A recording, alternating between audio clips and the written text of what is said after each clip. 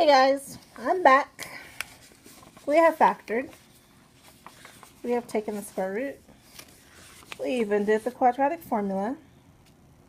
Now we are going to graph. Okay? So here's our first problem. X squared minus 2x minus 8. And before I graph it, I'm going to, well, before I graph it by hand, the only way that I can graph it by hand is to get some data points. So let me erase my work from the last video. Sorry about that. I have to get some data points by plugging in my function into y equals. So it was x squared minus 2x minus 8. There we go. And let's graph it so you can see it. There we go. There's our parabola. And you can see that here are the roots. There's a root there at -2, and there's a root there at +4. So roots are where the quadratic crosses the y-axis. And we know that the y value on the did I say y-axis? I'm sorry. Where it crosses the x-axis. The y value is 0 on the x-axis. So sometimes we call them zeros. But they're roots, solutions, zeros. You'll hear those words interchangeably. All right, so that's the graph. We're going to second graph, the blue button, and then graph. And that gets us to the table. And we're going to pick some points to graph on the table. But we're going to be strategic in our picking here. I'm looking at the numbers and see how that's a 5 there, and that's a 5 there. That's an 8 on top. That's an 8 there at the bottom. And then in the middle, that's just one number. It doesn't repeat. Well, that's my vertex.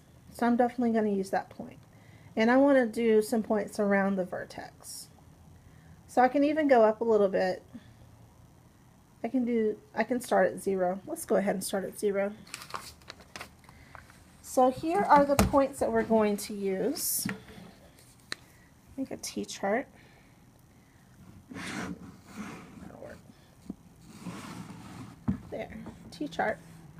Just like you have in your paper. We're starting at 0. And 0, oops, my bad. Didn't I say y is 0? -2 is matched with 0. -1 and -5.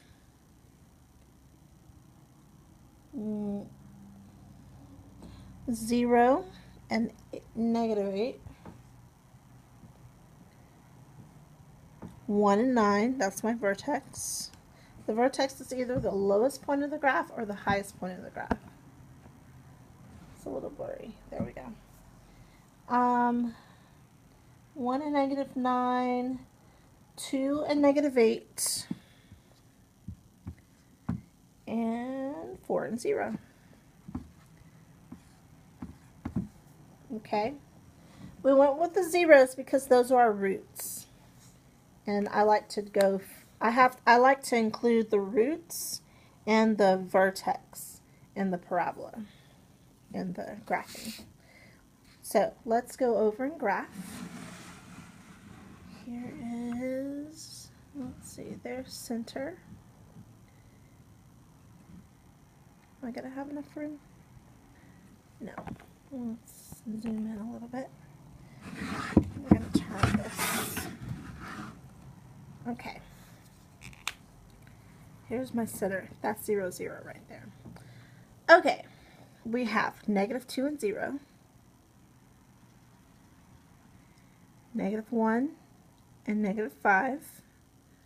So 1, 2, 3, 4, 5. 0 and -8. So that's 5, 6, 7, 8, and I know that we're going to be off of the grid a little bit because I can't move up. There, kind of. Okay. 1 and 9. 1, 9. 2 and 8. And, oh, I skipped a number, didn't I? Why didn't you tell me? 3 and -5.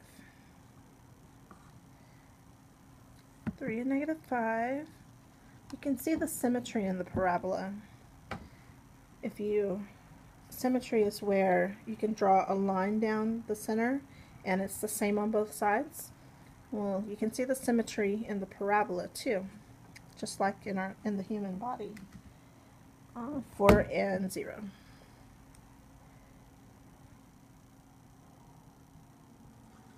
There we go. And then we can draw your graph in.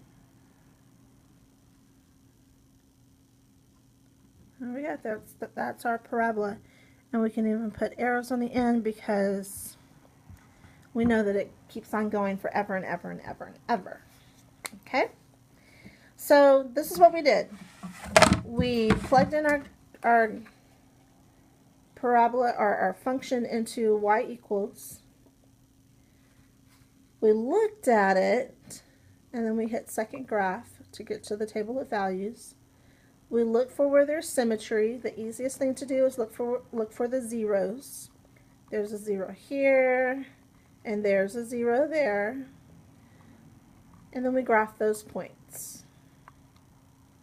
Okay? Now I would like for you to try these two. All right?